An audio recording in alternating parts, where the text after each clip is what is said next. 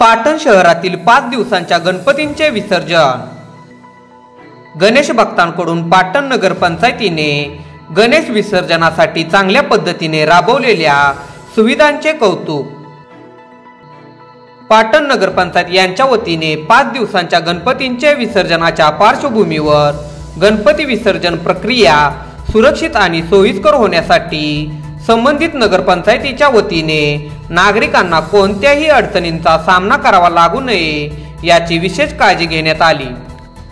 तसेच rotary club यांच्या वतीने गणेश विसर्जनाच्या वेळी स्वच्छता राहावी व गणेश विसर्जन परिसरात घाण होऊ नये यासाठी ट्रॅक्टरची सोय करून ओला व सुका कचरा ट्रॅक्टरमध्ये टाकण्यात येत होता। गणेश भक्तांनी नियोजित सुविधांचा लाभ घेऊन शांततेत आणि सुरक्षेने गणेश विसर्जन विधी पार पाडला।